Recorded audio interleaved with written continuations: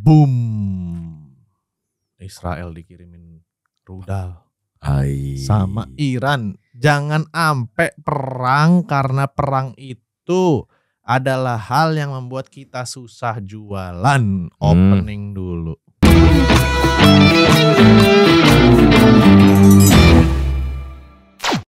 Balik lagi di Roas. 1, 2, 3 bareng-bareng. Ramalan dan obrolan advertiser sukses. Oke guys.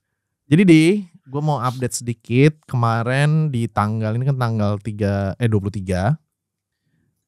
Tanggal 21 ya, 21-22 Iran ngirimin serangan ke Palestina ke Israel. Mereka saling adu tembak. Terus kemarin persis US itu katanya memberitahu bahwa pangkalan atau fasilitas nuklirnya si Iran itu udah dihancurkan. Ya. Wah, kalau yang lo di kripto sih seru kemarin nih. Seru Ya. Seru. Orang-orang dulu panik sih. Gue bilang santai gitu kan. Cuman yang mau gue bahas kali ini nih dari makronya adalah gimana perspektif atau pandangan kita ke depannya setelah ada peristiwa ini. Gitu. Pertama, kita lihat beberapa indikator dulu ya. Karena kemarin ada rudal-rudalan ya. Oil naik dari titik bawahnya di mana nih? Di bulan Mei ya. Ya. 40% ke 30 sampai 40% ya. Itu Naik 35. 30 sekarang 35% ya. Itu karena ya kan Iran kan tempat oil ya. Iya. Terus 20%. kemudian yang lucunya nih USD naik. IDR-nya melemah. Ya kan? USD naik. USD naik. Oke. Kan kemarin sempat 16.200. 200 ya. Sekarang berapa? Sekarang 16.480. Naik dong. Ya, jangan senyum loh. Jangan senyum kalau kamu walaupun kamu pegang USD ya. Oke. Nah, yang lucunya gold sempat naik terus udah mulai agak koreksi lagi dikit. Ya. Oke. Nah, sama di tanggal 18 kemarin tuh, di terakhir kita episode Roas, itu kan mau ada decision dari Bank Indonesia mau naikin suku bunga atau turunin suku bunga. Iya. Ternyata masih pause. I think masih kering kerontang sih. Gue masih believe sampai bulan berberan masih sama. Cuman kalau misalnya ada perang waduh. Gue akan kasih tahu kepada kalian nih efek perang tuh kayak gimana. Ke jualan. Karena kemarin waktu gue jalan sama Firdi sama Aris, si Firdi sempat tanya, emang kalau misalnya perang itu nanti ngefeknya kemana? Ya kan? Pertama lu udah lihat sendiri. Baru rudal-rudalan kayak gini aja, harga minyak naik. Harga minyak naik pasti akan mengakibatkan BBM naik. Iya benar, BBM. BBM naik, tinggi susu tak terbeli. Yoi, Orang pintar udah tarik lagunya. subsidi, mungkin baik kurang gizi. Oke, efeknya kalau BBM naik pasti inflasi Aduh, inflasi lagi. Karena kan lu kirim barang butuh BBM, logistik kan. Pasti inflasi. Kalau inflasi naik, misalnya perang nih, pasti naik tuh si oil. Inflasi naik lagi nih, karena oilnya naik. Artinya masyarakat ini mau beli apa-apa mahal. Right? Bahan baku mahal. Terus ketidakpastian geopolitik, ada perang dan lain-lain. Lu sebagai pengusaha, lu pilih mana? Ekspansi usaha lu atau tahan dulu dah? Tahan dulu. Kalau pebisnis nahan, artinya nggak buka lapangan pekerja baru. Yes. Right? Bisa jadi juga pebisnisnya rungkat di financial capitalnya yang terpengaruh sama geopolitik tersebut. Atau pangkas operasional buat Betul. bisnisnya jalan lebih lama. Yes. Pangkas operasional artinya apa? Pegawai PHK. dipecat. PHK. Yeah. Pembelian ke supplier turun. Akhirnya efeknya domino tuh. Domino muter terus dan ngehold. Mereka pada larinya misalnya ke gold. Yeah. Beli gold gitu ya. Di hold kan kalau orang beli gold. Ya sebenarnya kita juga nih, kalau kita beli aset, gold dan lain-lain, misalnya let's say BTC. Uang kita kan gak muter di masyarakat. Di hold di situ aja, gak buka lapangan pekerjaan baru. Kecuali kalau misalnya kita akademi marketer, kita mau misalnya ekspansi untuk bikin live TikTok, live streaming buat jualan.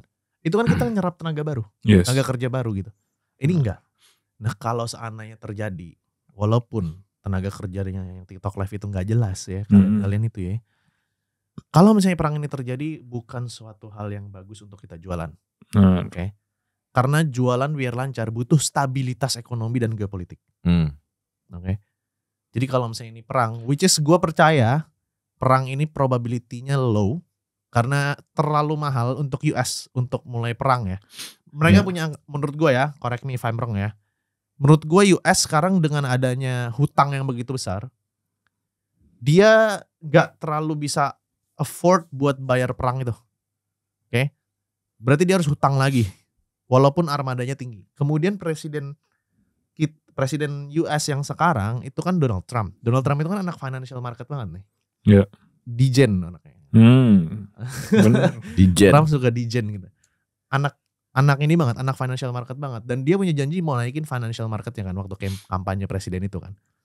Itu gak bisa sih untuk war. Dan dia punya banyak kepentingan untuk semuanya berjalan damai gitu. Apalagi ada token WLFI kan. Dia harus kelas. Jadi menurut gue itu, gue masih pegang omongan gue yang berberan. Harusnya kalau segala sesuatunya aman, berberan, kita udah mulai oke, naik, jualan. Tahun depan udah mulai naik lagi. Tapi kalau ada perang, kita akan puasa berkepanjangan. Ya. Yang harus dilakukan apa? Lu jangan boros. Ekspansinya udah mulai ekspansi tapi tipis aja. Tipis-tipis. Kelis. Itu dari makronya. Kalau dari Firdi sendiri, jualan gimana di kondisinya dan lain-lainnya? Jualan masih oke ya, masih tadi teman-teman, karena kan isu war-nya kan baru bulan ini ya. Dan memang yang paling berasa anak market kalau misalnya war kan. Benar. Kalau retail dan kita retail bro juga di market bro, kita retail, belum well ya. Jadi kalau market yang teman-teman yang di produk fisik, dropship itu juga marketnya atau pembelinya juga nggak terlalu aware gitu loh. Ya. Taunya cuman dari Instagram atau dari TikTok atau dari berita, lagi perang ya di Middle East, ya udah gitu doang. Nggak sedalam kita knowledge-nya. Atau mungkin nggak sedalam teman-teman semua. Cuman so far sih masih nggak ada kendala. Teman-teman masih banyak yang dapetin omset yang gede-gede, jadi belum terasa impactnya. Nggak tahu lagi nih kalau ternyata impact dari US kemarin bombing nuklir facility-nya Iran, tiba-tiba nanti Irannya balas dengan sesuatu hal yang lebih parah dan eskalasinya World War ini memang sebegitu seriusnya. Nah itu nanti pasti akan berdampak. Gue yakin pasti nanti akan berdampak. Pasti. Apalagi kan pagi tadi gue lihat Iran udah tutup Selat Hormuz. Oke. Jadi gue belum baca sih itu. Soalnya gue beli poli tadi. Kemungkinannya 20% supply oil di dunia itu nanti akan terdampak. Itu udah valid belum dia valid. Jadi Iran udah nge-state dia nutup Selat Hormuz kerjasama sama Yaman, ya kan. Nah itu nggak tahu ntar impactnya seperti apa. Teman-teman yang pakai Pertamax pindah Pertalite kali ya. Pindah solar bos. Kayak beli mobil jangan yang mahal-mahal. Iya. Yang di bawah 2000 cc aja. Iya, gak bisa pakai Pertalite kan lu, gitu. Nah, itu jadi Timothy harus ganti Brio. Kalau bisa bertim, ya kan. Brio merah. Tapi dia mau duitnya udah banyak, bodo amat dia. Udah banyak duitnya. Dia nggak berasa lah kalau. Dia nggak berasa lah kalau beli Pertalite pertama. Yang masih merintis ya bro ya. Nah, jadi dalam waktu dekat mungkin teman-teman yang lagi gacornya masih akan sustain ya dari jualannya. Kayak kemarin ada Dadang yang main ke sini yang omsetnya udah ratusan juta. Terus ada Bang Iman juga yang baru main dropship, cuman dia udah bisa dapetin bagus karena produknya emang bagus. Itu gua rasa kalau dengan kondisi sekarang 1-2 bulan ke depan itu masih bisa. Masih bisa ya. Masih orang nggak terlalu aware. Tapi nanti kalau emang ini eskalasinya perang itu meningkat drastis, ya kan? Teman-teman jangan boros. Bener kata Ogo tadi, disimpan uangnya, digunakan dengan bijak, jangan dibuat foya-foya. Jangan terlalu ekspansi gede-gedean. Kalau bahasa anak internet marketers, jangan terlalu scale up atau scale out gede-gedean dulu, ya. Karena World War 3 itu kalau gue bilang dari depan mata sih. Kenapa di depan mata? Kan perangnya ada 3. Perang dunia 1, 2, 3. Nah sekarang ini udah 3 sebenarnya. Gue bilang dulu kemarin. Rusia versus Ukraina, Israel versus Iran, India Pakistan kemarin. Ini sebenarnya kuncinya apakah negara backingannya mau mulai ikut campur apa enggak? Iya, tinggal itu doang. Bener, kalau misalnya itu terjadi ya bisa pecah perangnya. Iya. Dan gue nggak mau, anjir. Nggak mau. Susah jualan bos kalau perang kayak gitu. Masa kita ngedegen aja sih? Oh gitu dia. Gitu, bos. Kalau dari jualan lo gimana, Di? Jualan gua, testing produk yang gua testingin kemarin oke. Gua nemu produk yang ini out of the box ya.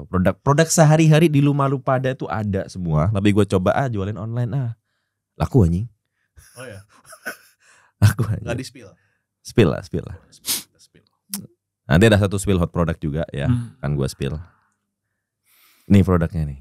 Ini cost per chatnya murah parah deh. Lampu. Orang beli gara-gara beli 1 dapat 4 jadi stok ya. Dan murah ya. Dan murah. Berapa harganya? Beli 1 dapat 4. Ini gua pasang sama Nero itu di angka 90.000 kalau nggak salah. Murah. Apa? Petromak apa gimana? Nggak tahu gua. Di Nero yang dapat yang murah parah. Gila sih. Nggak ada brandingnya. Jadi ya udah, karena orang kan lu tahu nggak merek lampu di rumah lu apa? Tahu gua.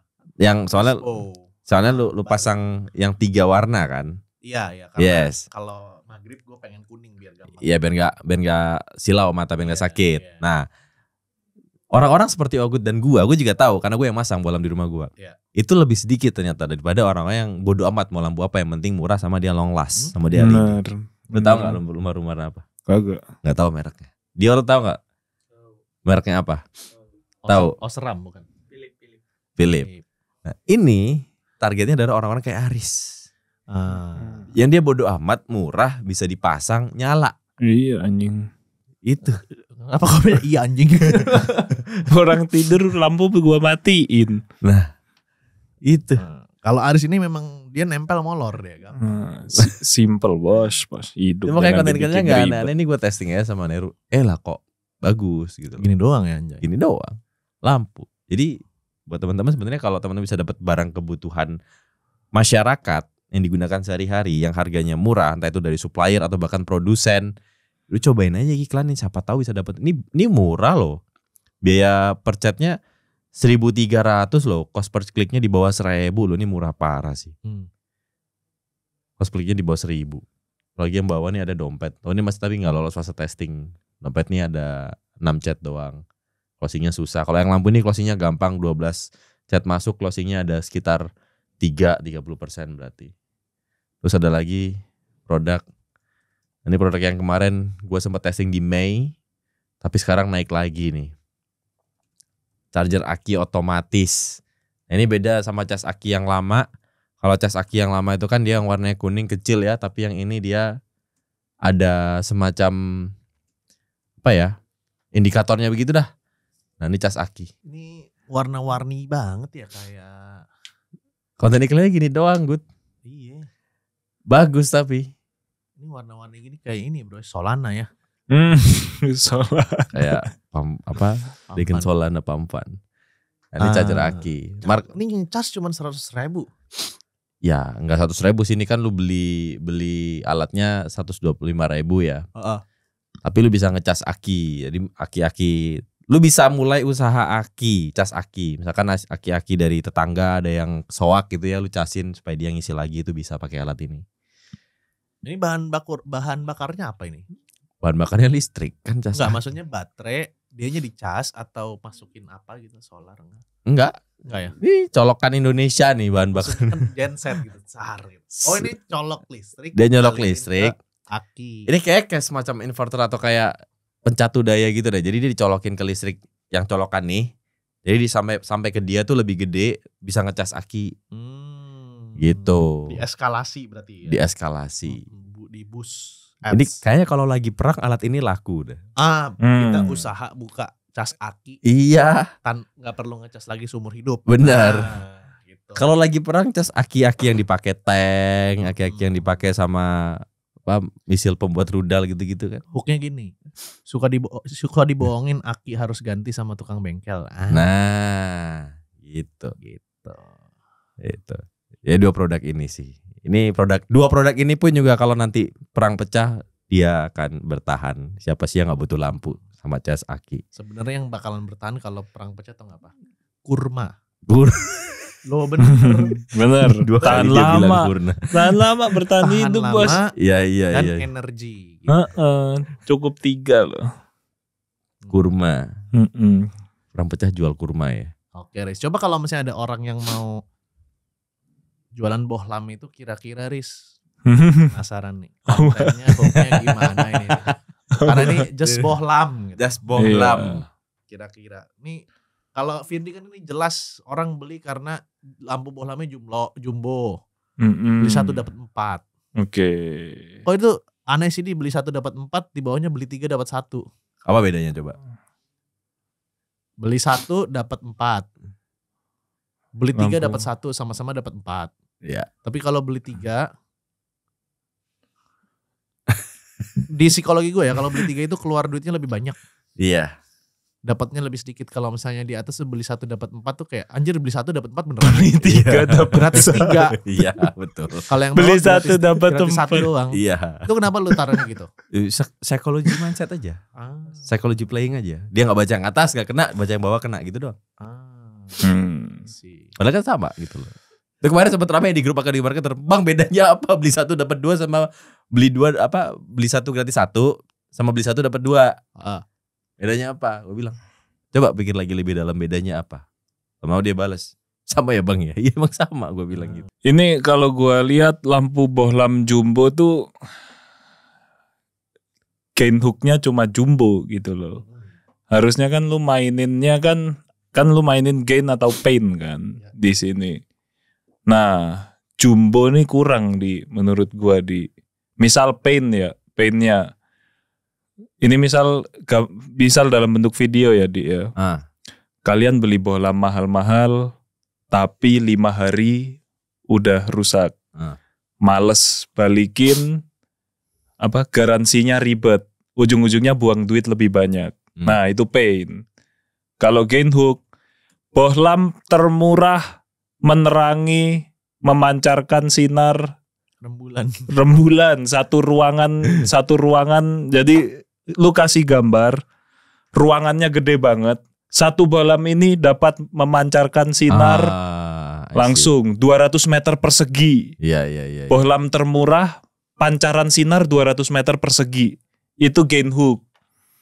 Nah kalau cuma jumbo, menurut gua ya jumbo banyak gitu loh, bohlam jumbo. Berarti lebih visual hook ya? Lebih visual hook, jadi langsung satu bohlam memancarkan 200 meter persegi ruangan. Buset itu bos. Atau bikin ini 200 meter persegi. Ini tapi agak bohong ya kan. Jadi ada 2 gambar ya before after nih. Stadion bola. Oke. Pas habis itu sebelahnya stadion bola terang. Sebelum pakai bohlam ini, setelah pakai bohlam ini. Gitu.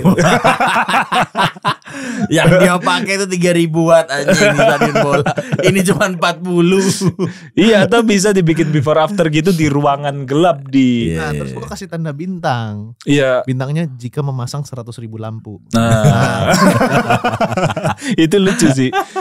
Lu bisa kasih before after tuh di lampu yang udah redup lampu yang udah redup. Lu kasih 10 bohlam versus 1 bohlam lampu yang ini. Jadi lampu-lampu setengah konslet gitu 10 bohlam kasih before, 1 bohlam kasih after. Nah 10 bohlam ini lu hitung berapa harga lampunya. Misal satunya kalau lu beli di mana gitu kan 40.000 ya. 400.000. Ini bohlam 1 25.000. Jadi 25.000 bit 400.000. Gitu. Cari bohlam yang konslet ya. Cari bohlam konslet. Susah sih, mending opacity-nya ya di lowin sama dia. Tahu gitu. Atau lu beli bohlam yang 3 watt, 6 watt. Pasang 10. Iya. Kan redup tuh. Afternya ini 1 pak gini terang. Gue ada ide lagi nih. Before after nih. Yang kiri gambar pocong, yang kanan gambar cewek cakep. Kalau pakai ini pocong. Tulisannya kiri istri pas lampu muka istri pas lampu jelek, muka istri pas lampu bagus. Iya bagus itu. Itu nanti bisa jadi orang-orang yang pingin konten di dalam rumah juga Iya. Pasang lampu yang redup-redup remang-remang gitu kan. Iya. Kondisi rumah dengan lampu biasa. Ada pocongnya di belakang kan. Apa remang-remang gitu kan. Kondisi rumah dengan lampu kita. Gitu. Bagus tuh. Bagus tuh.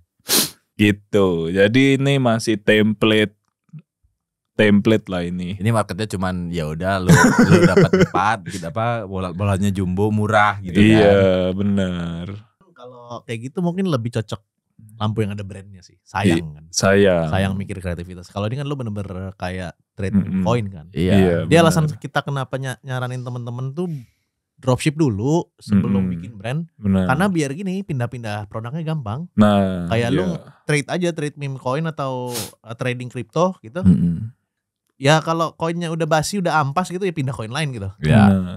Sementara kalau bikin brand itu kayak lu bikin koin sendiri, lu udah nikah sama project, lu nggak bisa cabut gitu loh. Makanya ini adalah latihan terbaik untuk punya brand adalah nge-dropship. Benar. Nah, justru dropship tuh harus latihan. Betul. Mereka beli barang-barang kayak meme gini dan mereka coba pasarin pakai caranya mereka. Kalau itu works, dia lebih berhasil dibanding dropshipper lainnya. Nah itu saatnya berarti dia udah bisa bikin brand. Betul. Gitu loh. Karena main gini kan cepet nih, sprint. Tak, jelek, ganti, jelek, ganti. Iya. Kalau bikin brand tuh maraton bos. Iya, lu tuh long run. Kalau ini kayak orang pacaran, gak cocok putus.